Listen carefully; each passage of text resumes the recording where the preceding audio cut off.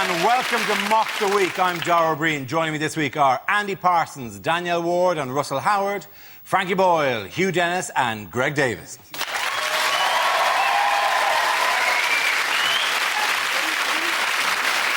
We start with a round called Headliners. Here's a picture of Prime Minister Gordon Brown this week. But what does BGID stand for? Is it bargains galore in Debenhams? Is it Big Grovel, I'm the daddy? Is it? Yes. Is it? Blair gone, I'm disaster. Is it Bran gets Iranians dancing? Yeah. Is it Brown goes into Dundee? Things have gotten tough, haven't they? Blair guaranteed infamous death. Shot from a moving military helicopter. Danielle's right, it's bored Gordon initiates drive-by. So is it bitches get indoors? Yeah. It's actually the only time I've ever seen him with a genuine smile sat beside... Normally when he smiles, he looks like he's trying to shit a sea urchin. It does look strange, I'll give you that.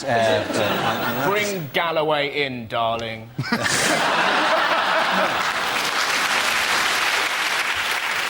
Is it Brown gives Iran deadline? Is it You go sensible now, suddenly. What's going on? I've never answered correctly in this ever. And now it makes you look like a points whore for some reason.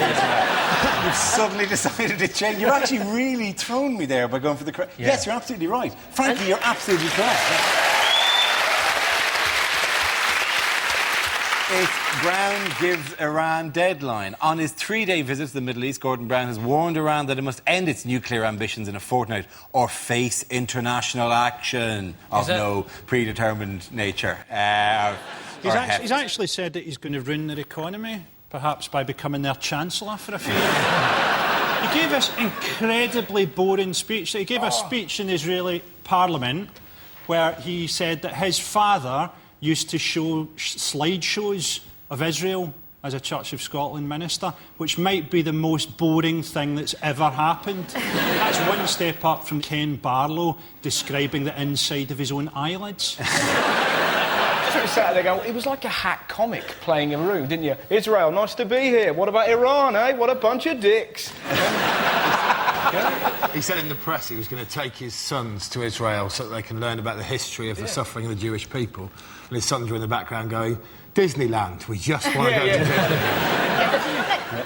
Ahmadinejad came out and said he wanted to wipe Israel off the map. Yes. And you think, is that the Bond villain school of media training? Because don't tell people that's what you're going to do, because they'll try and stop you, surely. To be honest, we know He did reveal his end game a tiny bit too early. Do you not think, Dara, that if the whole thing is anybody's fault, it's God's, because he managed to put the centres of Judaism, Islam and Christianity within 300 miles of each other. And he had the whole world to choose from. And then his biggest cock-up was putting the oil there underneath as well. He could have put that anywhere. He could have put it underneath Belgium, but no, he gave them... he gave the Belgians... No. He could have put it there. He could easily have put it there. Instead, he gave them chocolate and paedophilia. So, how does that make any sense? Yes, you... The whole globe. He could have put... Well, it does make sense to have chocolate and paedophilia in the same country. That does make I notice he gets body armour, and our troops, they don't get all body armour, do they? If I was in Iraq, not only would I want full-over body armour, I'd want some sort of magnetic deflector shield and a Harry Potter invisibility cloak. Hang on a minute, in the Middle East, isn't it? Suicide bombing could have been cleared up years ago if they just forced everybody to wear spandex. OK, back at home, what is currently being shaken up back in Britain? Is it the welfare system? Yes, it is, yeah. I believe Labour, one of their new policies is to try and get various people who are on incapacity benefit working, aren't they? Apparently there are 2.7 million people in Britain on incapacity benefit. I suppose you should look on the bright side. That does mean we should have a cracking Paralympic team. I think the incapacity Olympics is a beautiful idea, just because you a skiving 100 metres where people just kind of don't really want to run and get chased by somebody with like a yellow card saying, "Apprentice barman, do you want to do an interview for this?"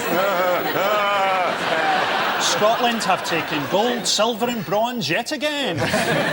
Who isn't going to Beijing? Well, it's Dwayne Chambers, Yeah, absolutely. isn't it? Which is very sad because I want the athletes to take drugs. I mean, do you want to see someone shave 100th of a second off the 100 metres record, or do you want to see them run it in 3 seconds? I don't want to see Dwayne Chambers running on steroids. I want to see him running with the legs of a kangaroo and the heart of a leopard. I want to see him run so fast that halfway through the race he disappears like the car from Back to the Future, reappears at the finish line as an old man, shouts "Beware China" and crumbles into dust.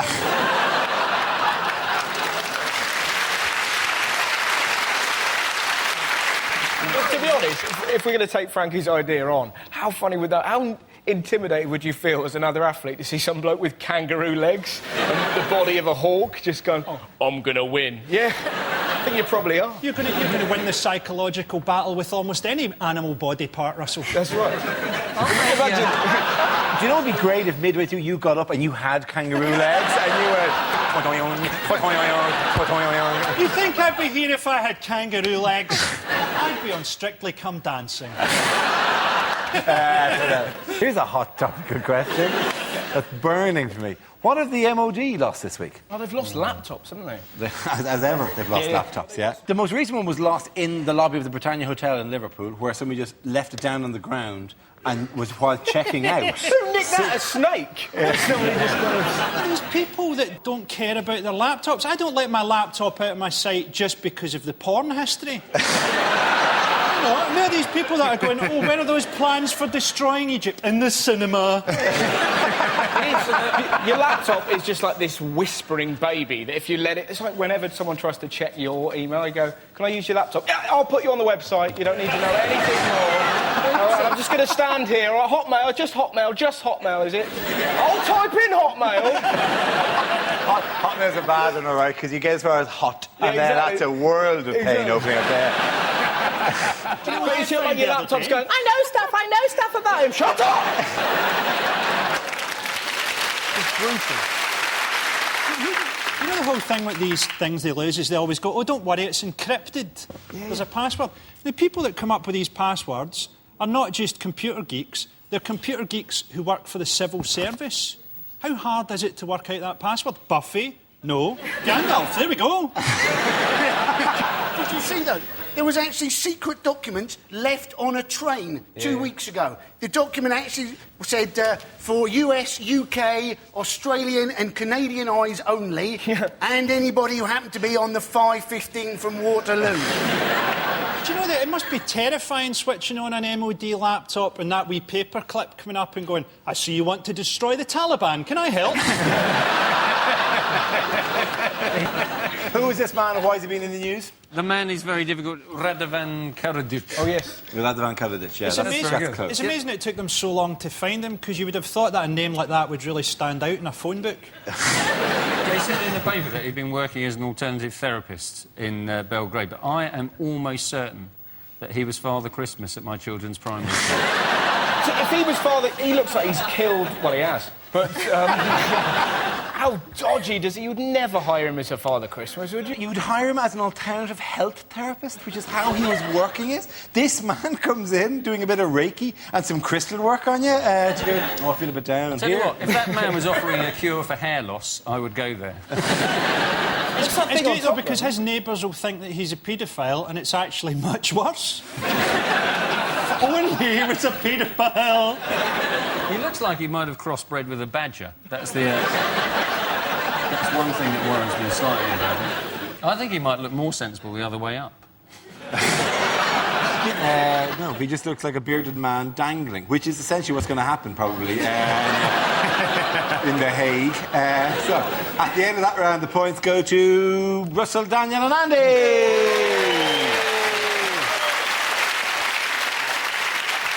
Now we play a round called 24-Hour Binge Joking Epidemic.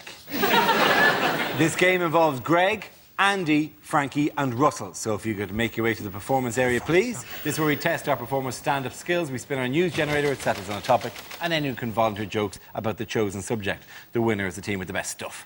OK, here we go. Let's spin the wheel. The first topic is transport. Andy. trains are overcrowded.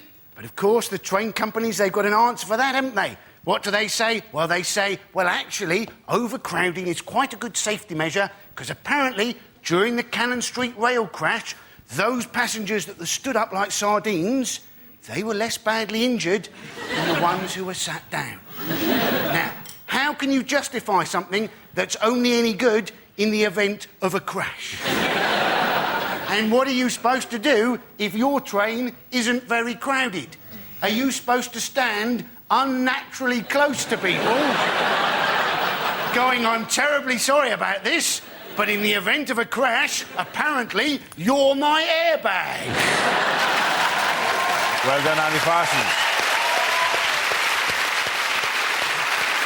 OK, let's spin the wheel again.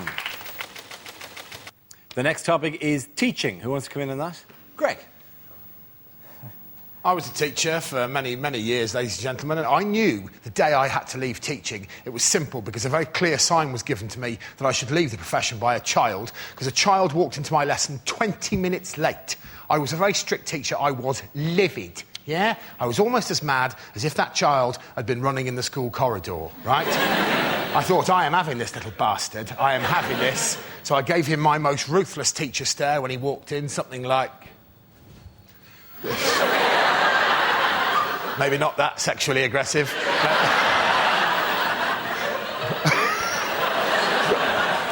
it wasn't.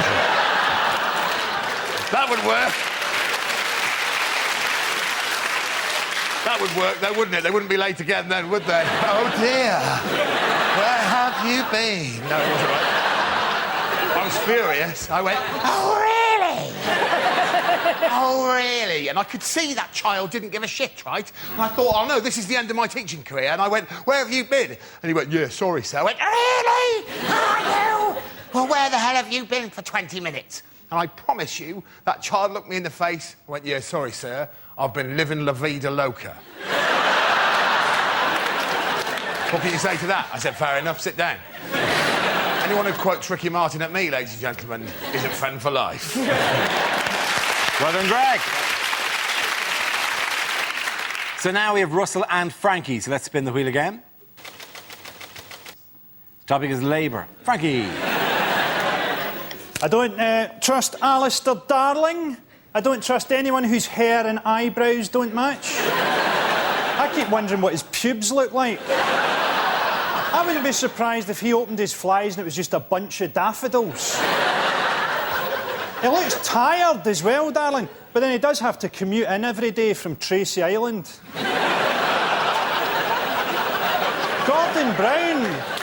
Gordon Brown looks tired as well. Gordon Brown looks like a sad face that somebody's drawn onto their scrotum.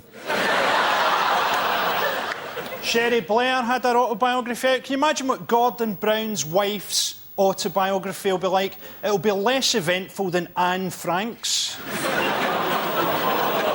Wednesday, stayed in, Gordon cried.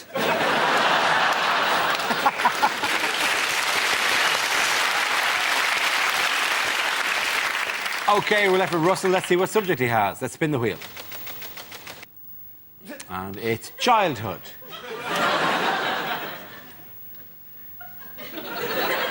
So, I found this out this week, right, that we're giving happiness tests for 6-year-old kids. How ridiculous is that? My friend Wendy's a teacher. Twice a year, there you go. Are you happy? I've eaten my crayons. Which made me happy, so swings and roundabouts, really. Which I also like. It's just the most ridiculous idea. Some bloke arrived. This is Maslow's hierarchy of needs. What makes you happy? You! Sneezing. You! I quite like tickling people. You! I like putting marbles up my brother's bum. Now, don't judge me. I did that once. I'm not showing off, but when you're 8 and your little brother's 6, the power you have is incredible. You've got to put some marbles up your bum. Why? If we get enough in there, you turn into a wizard. Fill me up! Fill me up! I will. Well done, Russell. Points there go to Russell and Andy.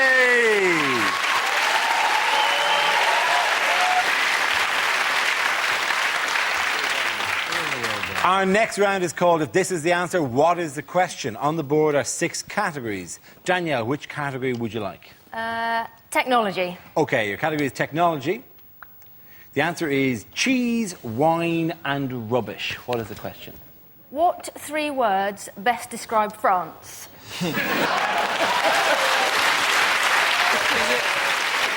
Is it name 3 vital ingredients for a mouse orgy? Vital. Is it when jumping out of a plane and pulling a parachute cord, what is a bad thing to find that you have packed instead of a parachute? Is it what is the Bible full of? Is it? Whoa. OK.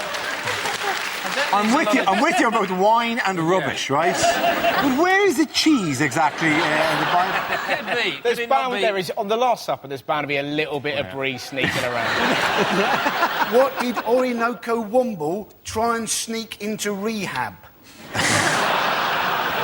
What do Kerry Katona's children taste when they breastfeed? Always. Yeah. Every week with the Katona stuff, right? Is it name 3 things that give Stig of the Dump a boner? What is Wensleydale, Bordeaux and Croydon? I get it. Is it what do Amy Winehouse's tears taste of? Oh. Is it name... Before Mock the Week started, Andy, Russell and I toured Britain's seaside towns as which well-loved variety act. But where's rubbish? Oh, he can't hear you, children. You have to shout even louder for rubbish to appear. Fuck off. I made a rubbish. What are my ex-girlfriend's pet names for my testicles and penis?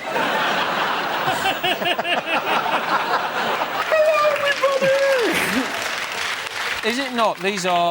What are 3 things that can be used as alternative fuel? That's absolutely right. Well done, Hugh. Congratulations. Yes, the question I was looking for was what everyday products are being used to develop new fuels for cars. Scientists are trying to create new sources of biofuels from, amongst other things, algae, sugar, trees and artichokes. If we're building fuel from trees, that's rather a mixed message environmentally to say, isn't it? Is it not? It's Prince Charles has developed. His Aston Martin is powered by cheese and wine. But what is described by Prince Charles as surplus wine. Yeah. Right. There's an insult in a bag, isn't it? I have surplus wine that runs off in my vomitorium. He actually described it as leftover wine from entertaining, which might be the least Scottish concept I've ever heard of. Oh, there's some leftover wine from when we were entertaining. Shall we drink it? No, let's make a wacky new fuel. He apparently, Prince Charles, he's converted his Aston Martin, a Range Rover, an Audi and 2 Jaguars to make himself more green. Now, I'm guessing the easiest way to be more green is not to have a Range Rover, 2 Jaguars, an Audi. He did, yes, it's his Aston Martin that's running on wine. His private secretary said, I think our wine is surplus English wine. It's wonderful. It's not corked. As if the car gives a shit why it's corked or not. None of these things actually work. You see this every couple of years. Oh, we've got a car that runs on orange juice. It doesn't ever happen. Science presenters are too nice. The science presenters are always, oh, does it run on orange juice? Let's have a look at it running on these cornflakes. Why don't they just get a science presenter that goes, it doesn't run on rubbish. We're not in Iraq because rubbish powers cars. We had to tow it into the studio, put some petrol in it and fuck off.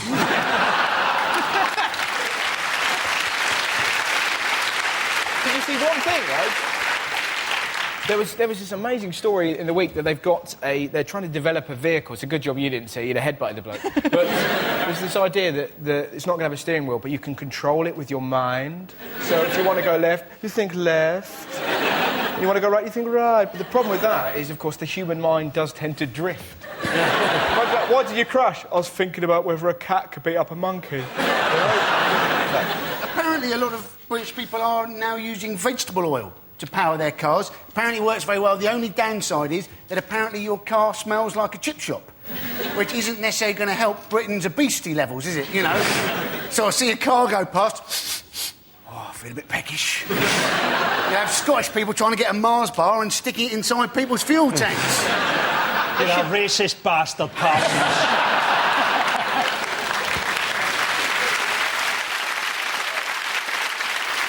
That's why cheese, wine and rubbish split up, you know. I think it's great, though, that we have got cars that can now run on waste. Wouldn't it be brilliant if they invent cars that could run on your own waste? You know? It's a good idea. It's a good idea. You know, if you're on a motorway desperate for a slash, you know, police come over, oh, are you urinating in public? No, I'm just filling my tank. Why would you even... Sorry, Stay in the car. I presumed you'd be in the car. Yeah, I presumed the part of the seat Maybe you would want to slide show off. back You don't in some Like way. that, just kind of go... I presumed there would be like oh no, we're short of petrol. We'll make it. Are we there yet? Clearly not. With gas bills rising, what advice has one executive at Centrica, the owners of British Gas? Oh, I love this guy. Put on 2 jumpers. Could he be more evil? Yes, why don't they just put on 2 jumpers? There'll be plenty of jumpers next year in the charity shops once all the old people die during winter. Why don't you all get a big box of straw and try and hibernate in it like a tortoise? If you're having fuel trouble, don't put on 2 jumpers, put on a balaclava and find this guy's house.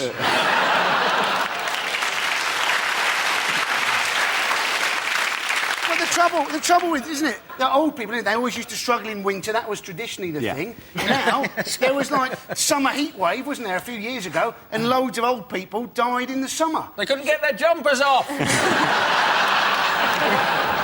What was his I think reason? the thing for me is that I don't think there's any way of gauging how hot pensioners should be, because there is no limit to how hot pensioners seem to want to be. Speaking to my granny, I'm pretty sure I could pour a boiling pan of jam in her face. I have walked into there and almost turned into a pillar of salt sometimes. And to be honest with you, if the heat doesn't get you in that woman's flat, then the speakers on the telly will make you mentally ill. Other than civilians, who else is feeling the pinch? No, this is the RAF. It is the RAF, yes. And they've decided they can't fly anymore because it's too expensive. So they're doing virtual flights. They're going to do lots of practice on simulators. Just going around like that? Yeah. But it's very dangerous. It is very, very dangerous. I was looking over there. Did you do the face? Did you do it? I did. Like, oh no, I always did that for that. Like, yeah, But it's that good. is- Prince William, now he's going to have to simulate, you know, won't be able to land in Kate's Garden, have to simulate landing in Kate's Garden. Is that a euphemism? Obviously, I would, you know, I'd love to be able to land a helicopter in my girlfriend's garden, only it's a bit small. You know, I might get entangled in the washing line or kill the rabbit. But, I hope you're still not being euphemistic here.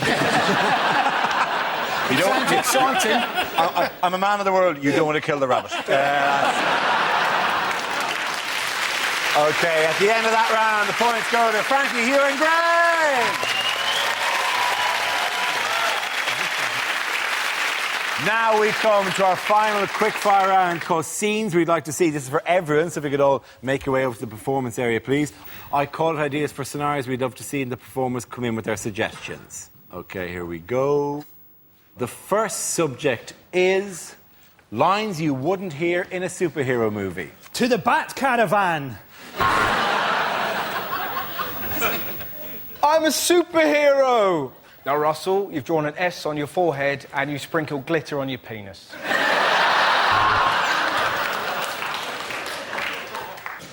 No, they call me Catwoman because I can lick my own arse. Hey, Lewis, just before we fly off, I want to check none of your liquids are over 100 millilitres. You're trapped, Spider-Man, trapped in this enormous bath.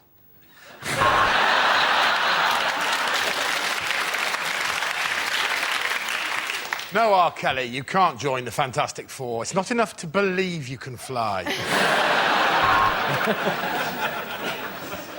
Biff, bam, kapow, nutted, bottled, slashed. Is it a bird? Is it a plane? Whatever it is, it's heading straight for the World Trade Centre. What do you mean the swastika's already taken? I've had my cape made now and everything. So, tell me, why do they call you Flash?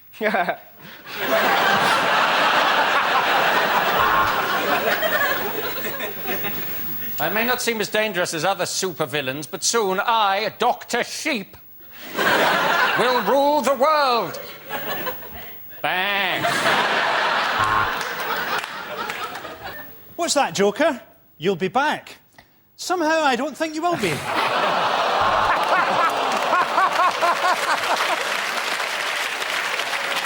OK, the next topic is unlikely letters for an agony aunt to receive. Dear Deirdre, I'm leaving you. I want to trace my father. Could you suggest a good marker pen?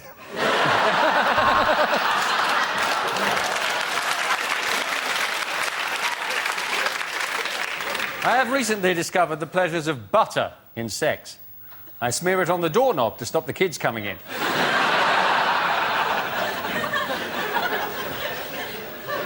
My voice is breaking and there is hair on my chest.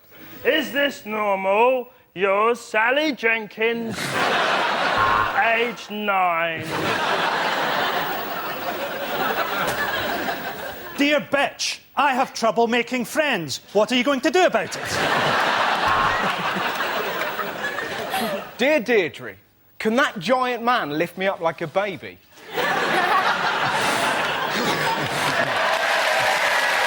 You bet your ass he can.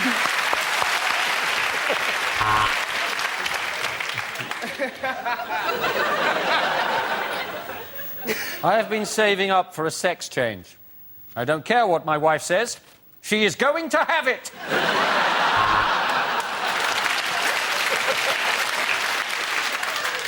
Dear Auntie, my testicles are the size of space hoppers. I don't need any advice. I just wanted to tell someone. My husband and I are 82, and he has recently lost interest in sex. Thank God! My wife says that I'm a compulsive liar. I think she's jealous that my reggae duet with Rio Ferdinand has reached #1. I know where you live! My problem is that I can only ejaculate when I hear a buzzer. At the end of that round, the points go to Frankie Hugh and Gray.